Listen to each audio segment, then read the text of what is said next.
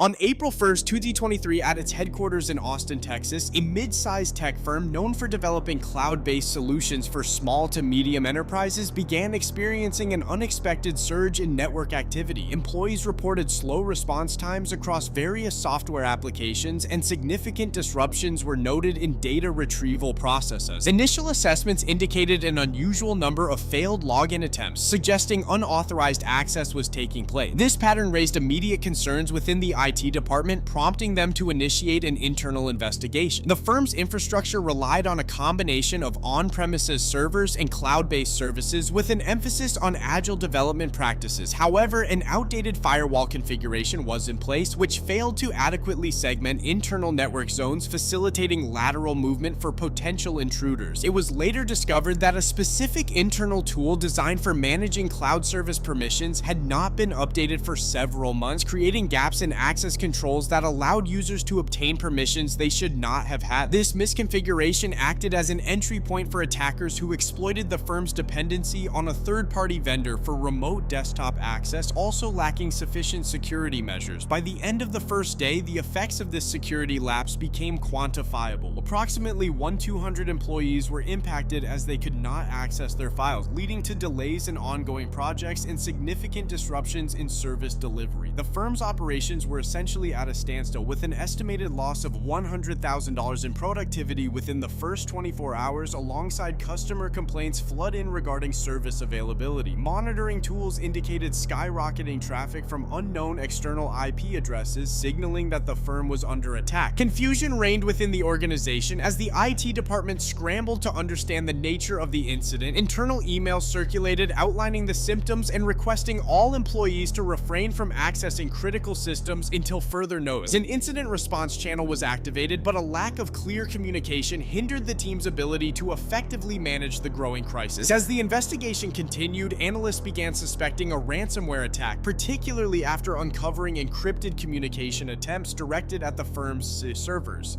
External signals quickly emerged as well. Users began flooding social media with complaints about service outages, leading to a spike in monitoring alerts that signaled potential data breaches. Local tech news outlets took notice, with minor media mentions highlighting disruptions at the firm, framing the incident as part of a wider trend of cybersecurity vulnerabilities affecting the industry. The firm's public relations team prepared statements while hoping to maintain customer trust amid the mounting scrutiny.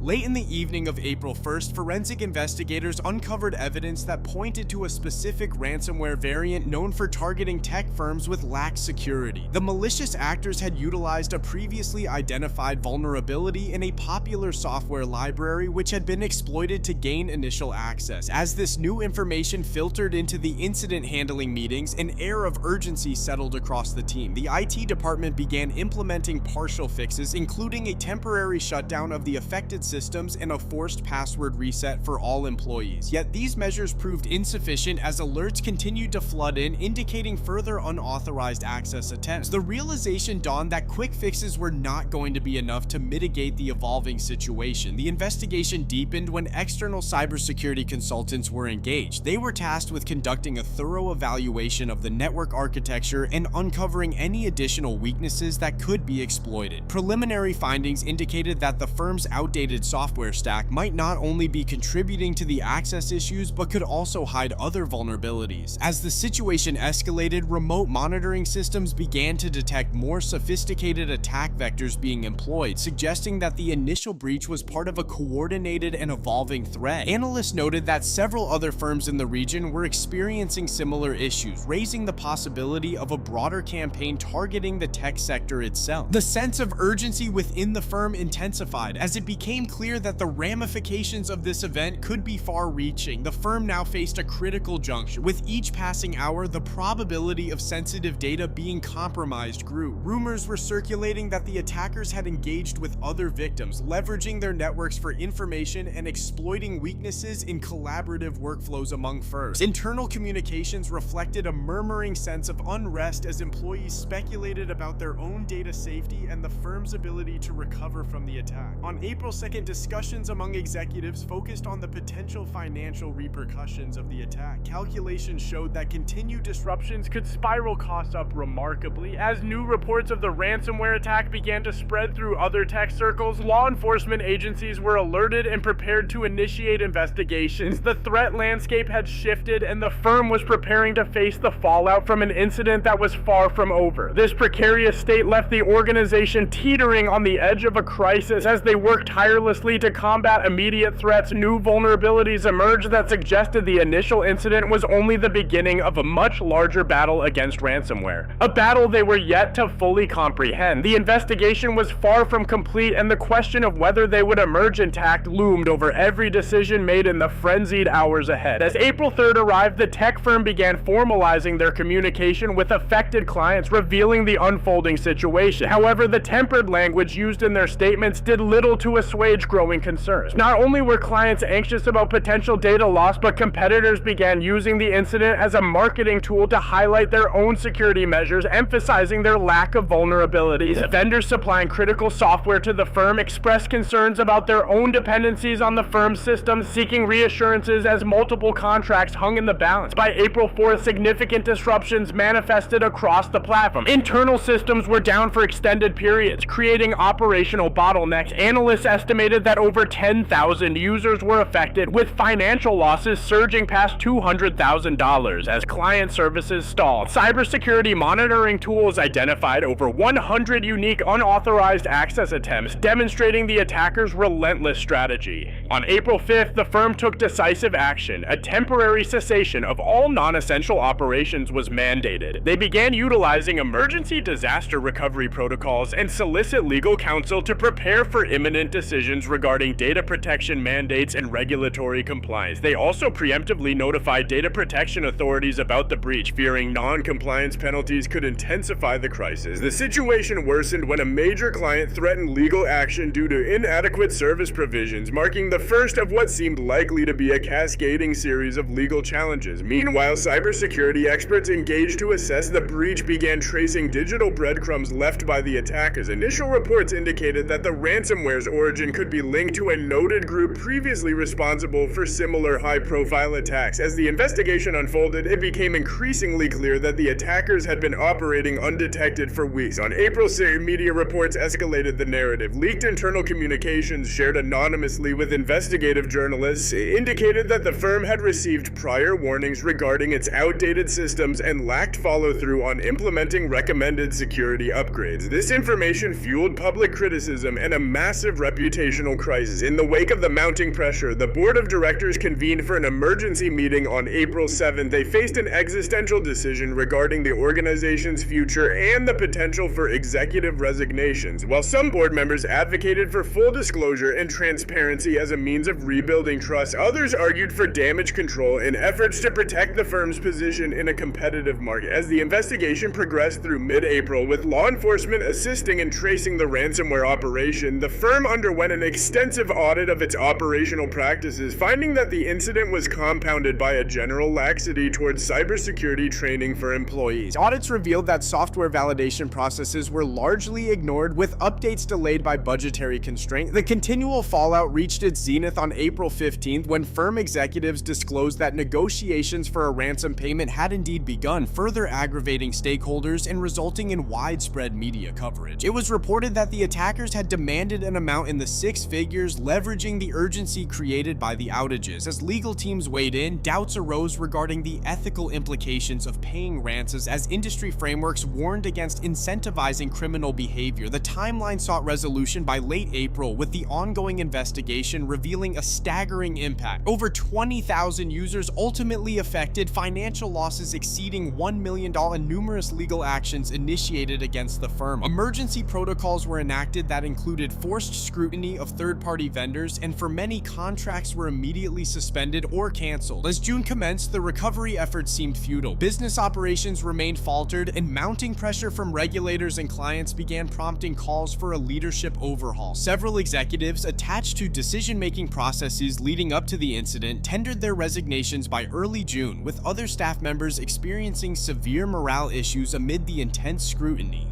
On July 10th, amid desperate attempts to stabilize the sinking organization, the firm filed for bankruptcy. As the news broke, it served as a cautionary tale highlighted across various media outlets. The institution that once had potential to thrive in the technology sector had been irrevocably altered through a sequence of poor decisions, miscommunications, and an inability to adapt to a rising tide of cyber threats. As of October 2023, the firm remained in the throes of legal proceedings regarding client lawsuits and regulatory compliance issues, while the brand name became associated with failure to respond adequately to cybersecurity threats. The company's assets were divested, split among creditors, while discussions continued surrounding the implications of the attack and what measures could be put in place to prevent similar occurrences for others in the industry.